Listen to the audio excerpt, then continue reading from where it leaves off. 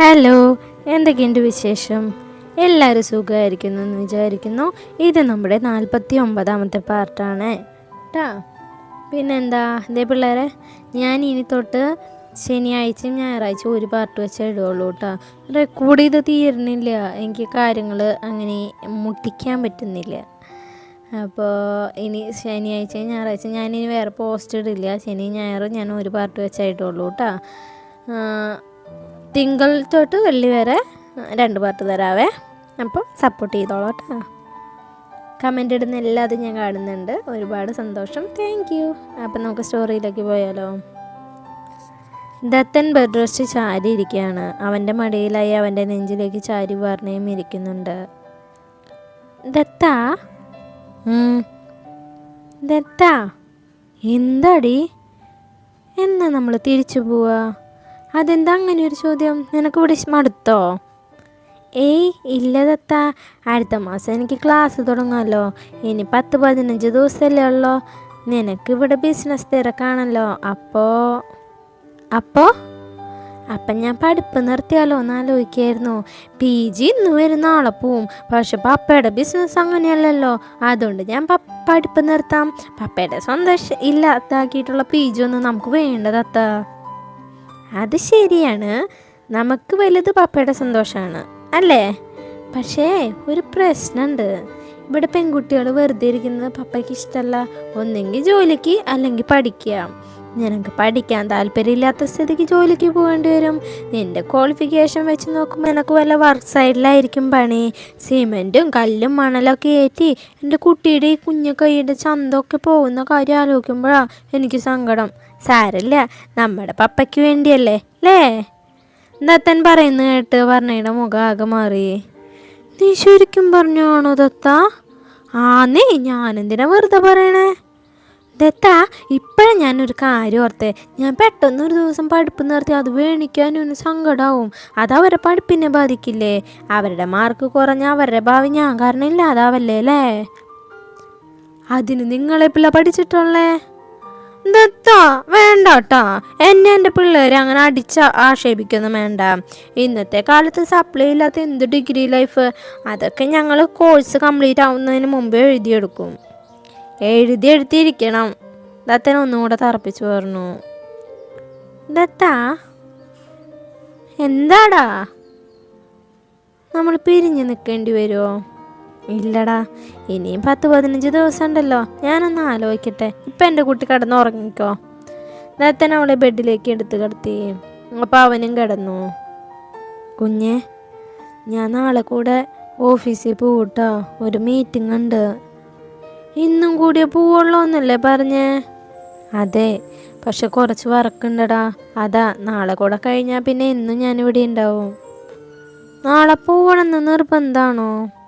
അത്യാവശ്യമായതുകൊണ്ടല്ലേ, അല്ലെങ്കിൽ ഞാൻ എൻ്റെ കൊച്ചിനെ പിരിഞ്ഞ് എവിടേക്കെങ്കിലും പോവോ? അവൾ മനസ്സോടെ ഒന്ന് മൂളി ദത്തനെ ചുറ്റിപ്പിടിച്ച് കിടന്നു. ദത്തന് അവളെ തൻ്റെ നെഞ്ചോട് ചേർത്ത് കിടത്തി. ദത്തൻ ഉറങ്ങി. രാവിലെ ദത്തൻ എഴുന്നേൽക്കുന്നതിനൊപ്പം തന്നെ വർണ്ണ എണീറ്റു. അവൻ്റെ ഷർട്ട് അയൺ ചെയ്തതും ഇട്ടുകൊടുത്തതും അവൾ തന്നെയാണ്. 8 മണി കഴിഞ്ഞ് ദത്തൻ ഓഫീസിലേക്ക് ഇറങ്ങി. ഒപ്പം പാർവതിയും. ദത്തനെ പറഞ്ഞയച്ച് വീണ്ടും വർണ്ണ അകത്തേക്ക് വരുമ്പോൾ ചെറിയമ്മ എങ്ങോട്ട് പോകാൻ റെഡിയാവാണ്. ആ, എൻ്റെ കുട്ടി എണീറ്റാ? എന്താ പതിവില്ലാതെ ഈ സമയത്ത്? ചെറിയമ്മ അതിശയത്തിൽ ചോദിച്ചു. ഞാൻ ദത്തനെ പറഞ്ഞയക്കാൻ വേണ്ടി എണീറ്റതാ. ചെറിയമ്മ ഇത് എവിടേക്കാ? ഞാൻ വീട് വരെ പോവാ. വൈകുന്നേരം ആകുമ്പോഴേക്കും തിരിച്ചു വരാട്ടാ. അവിടെ ആരൊക്കെയുണ്ട്? അവിടെ അച്ഛനും അമ്മ മാത്രമുള്ളോ? അതുകൊണ്ട് ഇടയ്ക്ക് ഞാൻ അവിടെ പോയി വരും. എന്നാ ഇനി പോകുമ്പോൾ എന്നെയും കൂടെ കൂട്ടിക്കൊണ്ടു പോവോ? അതിനെന്താ, കൊണ്ടുപോകാലോ. എന്നാൽ ചെറിയമ്മ ഇറങ്ങട്ടേട്ടാ. അവളുടെ നെറ്റിയിൽ ഒരു ഉമ്മ കൊടുത്തുകൊണ്ട് ചെറിയമ്മ പതുക്കെ പുറത്തേക്ക് പോയി. വർണ്ണ റൂമിൽ പോയി കിടന്നെങ്കിലും അവൾക്ക് ഉറക്കം വരാത്തതുകൊണ്ട് വീണ്ടും താഴേക്ക് വന്നു. ഭദ്രൻ ശീലു കോളേജിൽ പോകാൻ റെഡിയാവാണ്. അവർ പോകുന്നവരെ വർണ്ണ അവരുടെ കൂടെ നടന്നു. സമയം മുന്നോട്ട് പോകുന്തോറും ഓരോരുത്തരായി പോവാൻ തുടങ്ങി.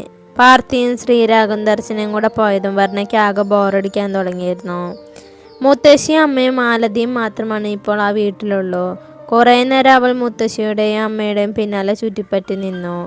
അമ്മ സ്ഥിരം മൗനവ്രതത്തിലായതിനാൽ വർണ്ണ ചോദിക്കുന്ന മൊത്തം ഒരു തലയാട്ടലോ മൂളലോ മാത്രമേ ഉള്ളൂ. മുത്തശ്ശിയാണെങ്കിൽ വർണ്ണ പറയുന്ന ചില കാര്യങ്ങൾ ഇഷ്ടപ്പെടാത്തതുകൊണ്ട് അവളെ കണ്ണൂറ്റി പേടിപ്പിക്കും. പിന്നെ ഉള്ളത് മാലതിയാണ്. വർണ്ണയ്ക്ക് മാലതിയെയും മാലതിക്ക് വർണ്ണയും കണ്ണിന് നേരെ കണ്ടുകൂടാ. അതുകൊണ്ട് അവർ പരസ്പരം മൈൻഡ് ചെയ്യാറില്ല. ആകെ മനസ്സിനും ശരീരത്തിനും ഒരു സുഖമില്ലാത്ത പോലെ. രാവിലത്തെ ഫുഡ് കഴിച്ചു കഴിഞ്ഞ് വർണ്ണ അതുകൊണ്ട് റൂമിലേക്ക് കയറിപ്പോയി. രാവിലെ വന്നത് ഒരു മീറ്റിംഗ് കയറിയതാണ്. 2 മണിയായി മീറ്റിംഗ് കഴിഞ്ഞിറങ്ങുമ്പോൾ. ക്യാബിനിലെത്തി ഫോൺ എടുത്ത് നോക്കുമ്പോൾ 5-6 മിസ് കോൾ ഉണ്ട്. നോക്കിയപ്പോൾ അമ്മയുടെ നമ്പറിൽ നിന്നുമാണ്. പതിവില്ലാത്ത ഒരു കോൾ ആയതുകൊണ്ട് ദത്തൻ വേഗം തിരിച്ചു വിളിക്കാനായി നിന്നുവെങ്കിലും വീണ്ടും അമ്മയുടെ കോൾ വന്നു. നീ എവിടെയായിരുന്നു ദേവ? ഞാൻ എത്ര സമയമായി വിളിക്കണു?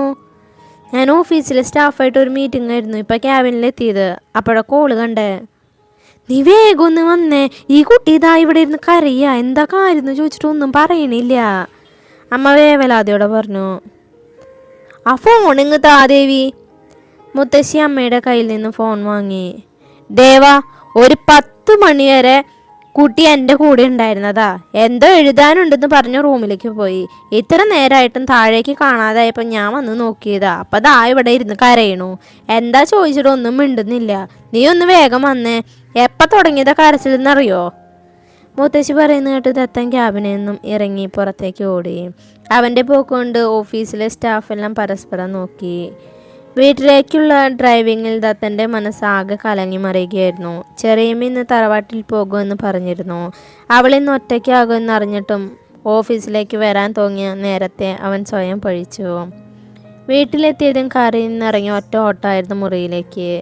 മുറിയിൽ അമ്മയും മാലതി അമ്മായും മുത്തശ്ശിയൊക്കെ ഉണ്ട്. മുത്തശ്ശി അവളുടെ അരികിലിരുന്ന് എന്താ കാര്യം എന്ന് ചോദിക്കുന്നുണ്ടെങ്കിൽ അവളൊന്നും മിണ്ടുന്നില്ല. ബെഡ് റെസ്റ്റ് ചാരി ഇരുന്ന് മുഖം മുട്ടിലേക്ക് ചേർത്ത് വെച്ച് കരയുന്ന അവളെ കണ്ട് ദത്തൻ്റെ ഉള്ളൊന്ന് പിടഞ്ഞു. കുഞ്ഞെ. ദത്തൻ അവളുടെ അരികിൽ വന്നിരുന്നു.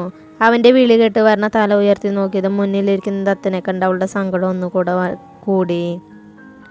ദത്ത, അവൾ വിളുമ്പിക്കൊണ്ട് അവൻ്റെ കഴുത്തിലൂടെ ചുറ്റിപ്പിടിച്ച് നെഞ്ചിലേക്ക് മുഖം ചേർത്തു. ഒന്നുമില്ല കേട്ടാ. ദത്തൻ അവളുടെ പുറത്ത് തട്ടിക്കൊടുത്തുകൊണ്ട് ആശ്വസിപ്പിച്ചു. എന്താ ഈ കുട്ടിക്ക് പറ്റിയേ? എത്ര ചോദിച്ചിട്ടൊന്നും പറയുന്നില്ലല്ലോ. അമ്മ ഒന്നും മനസ്സിലാവാതെ ചോദിച്ചു. വയറുവേദനയാണ്. പീരീഡ്സ് ആകുമ്പോൾ ഇവൾക്ക് ഇങ്ങനെ ആവാറുണ്ട്. ദത്തൻ അവളുടെ പുറത്ത് തട്ടിക്കൊണ്ട് തന്നെ പറഞ്ഞു. ഇതിനാണോ ഇങ്ങനെ കിടന്ന് മൂങ്ങിയേ? ഞാൻ വിചാരിച്ചു ഇവളുടെ ആരെങ്കിലും മരിച്ചു പോയെന്ന്. ഇതൊക്കെ എല്ലാ പെൺകുട്ടികൾക്കും എല്ലാ മാസവും ഉണ്ടാവുന്നല്ലേ. അതിന് ഇത്ര കരയേണ്ട കാര്യമൊന്നുമില്ല. എൻ്റെ കയ്യിൻ്റെ ഇറങ്ങി പൊക്കോണം എൻ്റെ മുറിയിന്ന്. അതൊരു അലർച്ചയായിരുന്നു.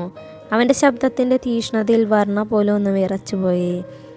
അമ്മായി പേടിച്ച് മുറിയിൽ നിന്നും പുറത്തേക്ക് പോയി. ഡോക്ടറുടെ അടുത്ത് പോണോ ദേവാ? ഷീലുവിന് ഇടയ്ക്ക് ഇങ്ങനെ ഉണ്ടാവാറുണ്ട്.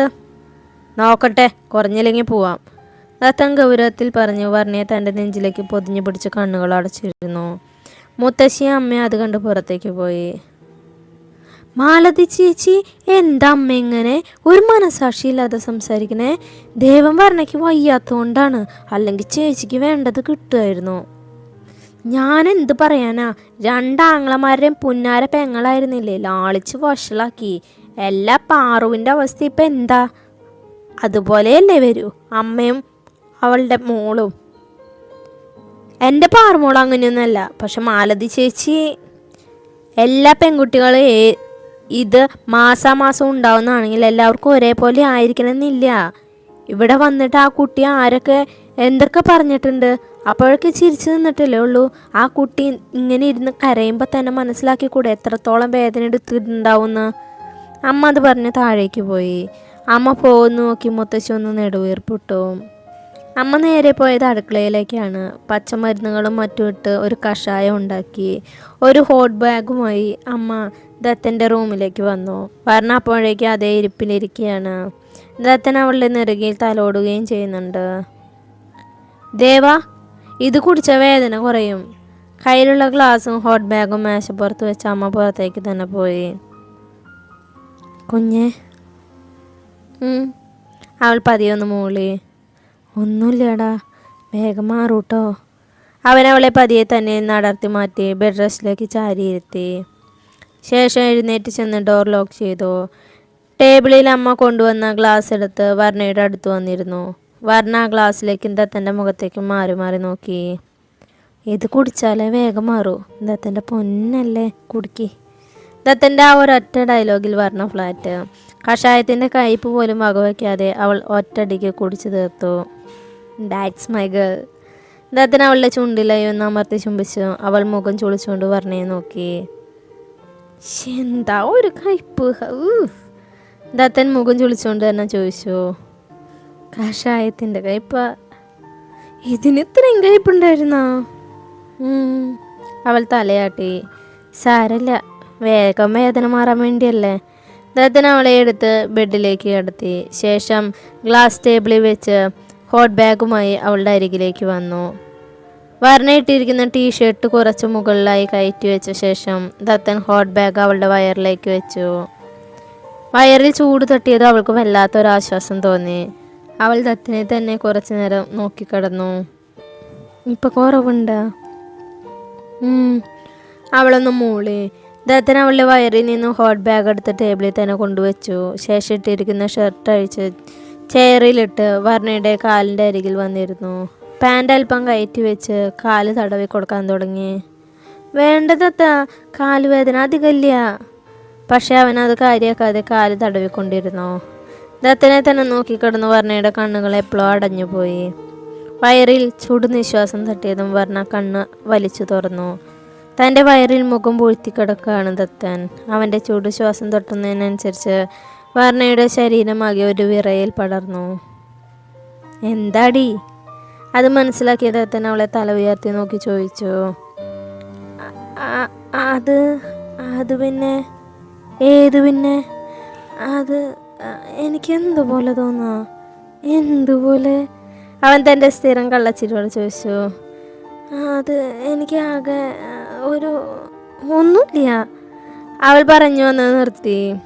ഒന്ന് ഉറങ്ങി എണീറ്റ് വേദന കുറയും, ഉറങ്ങിക്കോ. അത് പറഞ്ഞ് അവൻ വീണ്ടും അവളുടെ വയറിലേക്ക് മുഖം ചേർത്ത് തന്നെ കിടന്നു. വർണ്ണ അവൻ്റെ മുടിയിലൂടെ പതിയെ തലോടിക്കൊണ്ടിരുന്നു. വർണ്ണ ഉറങ്ങിയെന്ന് മനസ്സിലായത് ദത്തൻ അവളുടെ നിന്ന് എണീറ്റു. ശേഷം അവളുടെ ടീഷർട്ട് ശരിക്കാക്കി അവളുടെ അരികെ കിടന്നു. അവനൊരു പുഞ്ചിരിയോടെ അവളുടെ കഴുത്തിലേക്ക് മുഖം ചേർത്ത് തന്നിലേക്ക് ചേർത്ത് പിടിച്ചു കിടന്നു. ഡോറിലുള്ള തട്ടുകെട്ടാണ് ദത്തൻ കണ്ണു തുറന്നത്. വർണ്ണ നല്ല ഉറക്കത്തിലാണ്. അവളുടെ ചുണ്ടിലൊന്ന് ഉമ്മ വെച്ച് അവൻ ബെഡിൽ നിന്ന് എണീറ്റു. സമയം 3 മണി കഴിഞ്ഞു. അവൻ അഴിച്ചിട്ട് ഷർട്ട് എടുത്തിട്ട് വാതിൽ തുറന്നു. ചെറിയമ്മയായിരുന്നു അത്. മുഖത്ത് വല്ലാത്ത പരിഭ്രമം നിറഞ്ഞിട്ടുണ്ട്. വർണ്ണ എവിടെ? അവൾക്കിപ്പോൾ എങ്ങനെയുണ്ട്? ചേച്ചി വിളിച്ച് പറഞ്ഞപ്പോഴാണ് ഞാൻ അറിഞ്ഞേ. ഇപ്പം തന്നെ ഇങ്ങോട്ട് തിരിച്ചു. ചെറിയമ്മ ദത്തനെ മറികടന്ന് അകത്തേക്ക് കയറി. ഉറങ്ങുന്ന വർണ്ണയുടെ അരികിൽ വന്നിരുന്ന പതിയെ അവളുടെ നെറ്റിയിൽ തലോടി. മോൾക്ക് വയ്യാന്ന് പറഞ്ഞിരുന്നെങ്കിൽ ഞാൻ ഇന്ന് വീട്ടിലേക്ക് പോവില്ലായിരുന്നു. ഞാൻ പോകുമ്പോൾ മോൾക്ക് ഒരു കുഴപ്പമുണ്ടായിരുന്നില്ല.